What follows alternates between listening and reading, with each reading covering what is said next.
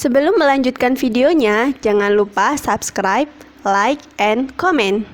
Tekan tanda lonceng agar tidak ketinggalan videonya.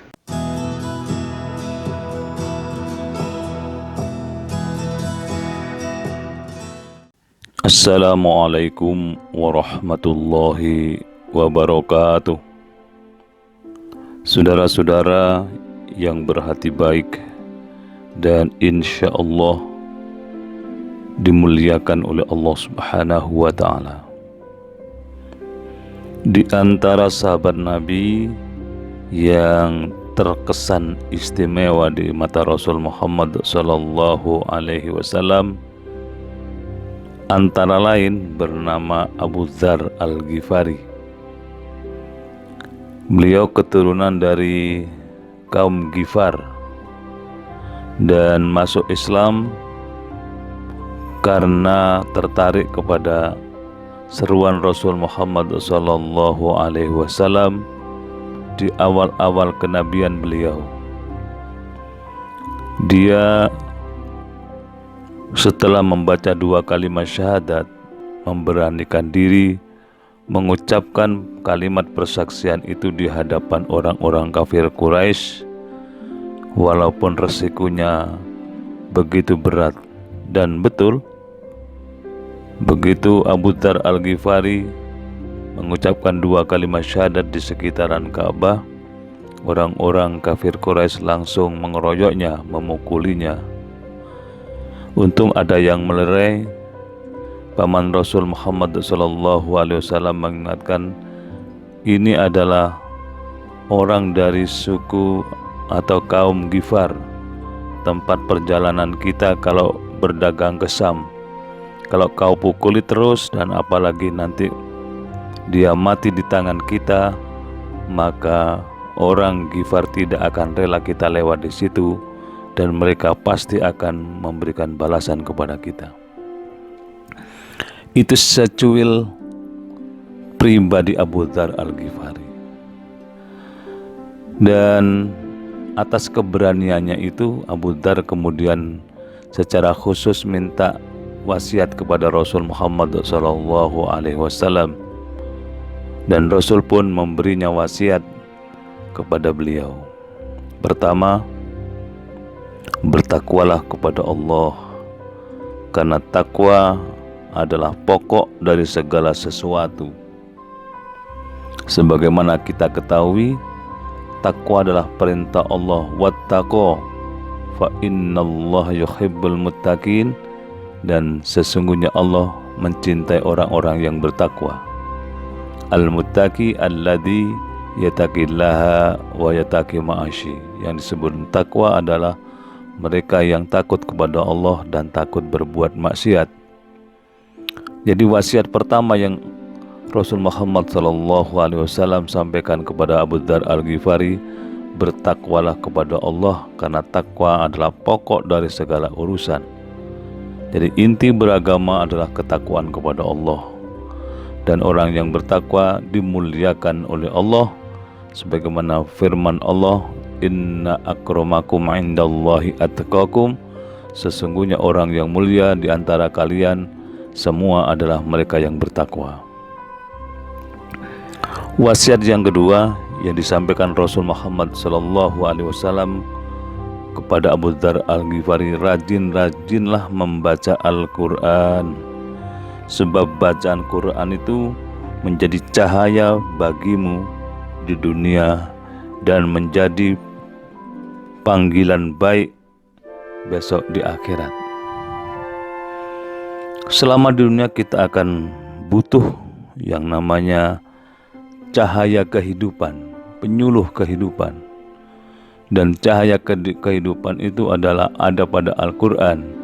Maka orang yang membaca Al-Quran setidaknya hatinya akan terterangi, tercerahkan, sehingga merasa damai. Dan Al-Quran besok di akhirat akan menjadi syafaat buat kita yang usul kepada Allah, bahwa si fulan dan si fulana itu supaya diselamatkan dari siksa api neraka. Itulah hebatnya Al-Quran kalau kita baca secara istiqomah. Dan Nabi berpesan juga kepada kita, hiasilah rumahmu dengan sholat dan bacaan Al-Quran. Bagian lain Rasul menegaskan jangan jadikan rumahmu seperti kuburan, yaitu rumah yang tidak ada bacaan Al-Quran. Dan orang yang membaca Al-Quran itu begitu istimewa, dan bagi kita bukan sekedar membaca. Mencintai itu diwujudkan dengan membaca. Setelah membaca kita dalami isinya, kemudian kita amalkan, lanjut kita dakwahkan, dan kita bela dari orang-orang yang akan mengotori Al-Quran. Wasiat yang ketiga yang Rasul sampaikan, jangan memperbanyak tertawa. Sebab orang yang banyak tertawa itu mematikan hatinya dan menghapus cahaya di wajahnya. Orang yang ketawa terus dia lupa bahwa sebentar lagi dia akan meninggal dunia. Orang yang tertawa terus lupa bahwa dirinya tidak bebas dari dosa. Kalau tanpa ampunan Allah, maka dosa-dosa akan terus melekat pada diri kita masing-masing. Sementara besok kita diminta pertanggungjawaban di hadapan Allah. Maka kurangilah banyak tertawa, karena orang yang banyak tertawa hatinya akan mati dan cahaya di wajahnya akan hilang. Itu wasiat Rasul Muhammad SAW kepada Abu Dzar Al-Ghifari. Dan yang keempat, Rasul menyatakan perbanyak diam kecuali untuk kebenaran. Diam dapat menyebabkan atau dapat menghalau setan dan menolong diri kita masing-masing tentang urusan agama kita. Orang yang banyak bicara itu cenderung punya kesalahan dari ucapannya, dan orang yang salah dalam berucap meralatnya itu susahnya bukan main.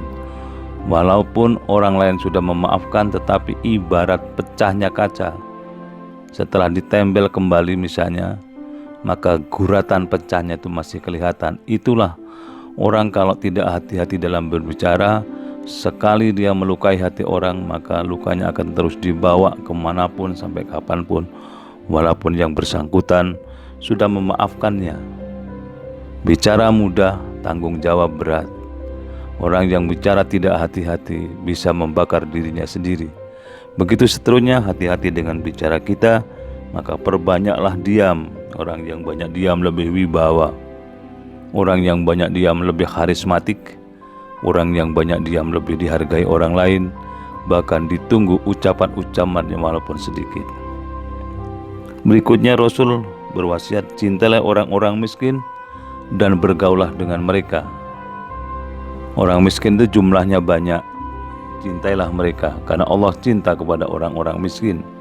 Dan kita juga harus mencintai orang-orang miskin itu, sebagaimana Rasul Muhammad SAW kalau pamit keluar rumah, beliau berpesan kepada Aisyah antara lain, kalau nanti ada orang mencari saya, katakan kepada mereka, saya berada di tengah-tengah orang miskin. Nabi tidak berteori tapi langsung berpraktek. Nabi makan tidak risih walaupun dengan orang-orang yang berkudis, makan bersama mereka. Dan seterusnya, mari kita biasakan mencintai orang-orang yang berkekurangan, sementara orang yang berkecukupan harus terpanggil hatinya menolong mereka. Masih ada, tambahkan ya Rasulullah, apa nasihat dan wasiatmu? Lihatlah ke atas, lihatlah ke bawah, jangan lihat ke atas. Soal harta lihatlah ke bawah supaya kita bersyukur. Soal ilmu lihatlah ke atas supaya kita ingin menirunya. Soal amaliyah keagamaan lihatlah ke atas supaya kita terpacu untuk berbuat yang lebih baik lagi. Tapi soal materi lihatlah ke bawah. Di bawah kita masih banyak orang yang kekurangan. Kenapa kita harus terus memburu harta yang tidak ada kunjung selesainya itu? Kemudian wasiat berikutnya, pelihara hubungan kerabatmu. Jangan kau putus hubungannya. Orang yang memutus hubungan kekerabatan, Allah tidak akan mencintai mereka. Maka sambunglah kekerabatan kita, dan sambunglah orang yang memutus silaturahmi dengan kita. Yang berikutnya Rasul berwasiat, jangan takut celaan orang, terutama dalam menegakkan dan membela agama Allah. Lanjutkan membela agama Allah, walaupun banyak mulut berujar yang bisa menyebabkan hati kita miris karena tidak nyaman didengar. Dan Rasul masih terus melanjutkan wasiatnya, menegakkan kebenaran, tegakkan kebenaran walaupun pahit akibatnya. Qulil haqqo walau kana murran. Katakan yang benar walaupun pahit akibatnya. Ini resiko dari orang yang berdakwah, pasti ada tantangan yang menghadang dari upaya dan ikhtiarnya itu. Yang terakhir Rasul berwasiat, ketahuilah aib dirimu sendiri. Ini penting kaum muslimin. Selama ini kita sibuk mencari aib orang lain, terkadang sampai lupa mengetahui aib diri sendiri.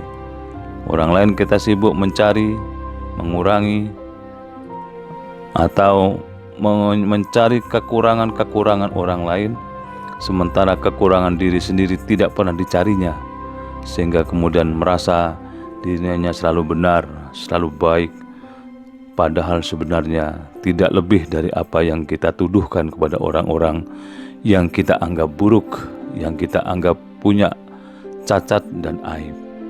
Mudah-mudahan kita bisa mengambil pelajaran dari wasiat Rasul Muhammad SAW kepada Abu Dzar Al-Ghifari ini, sehingga kita nanti akan menjadi orang yang benar-benar menegakkan agama pada diri masing-masing. Kita menjadi orang yang baik, dan besok pulang kepada Allah membawa kebaikan pula. Terima kasih. Assalamualaikum warahmatullahi wabarakatuh.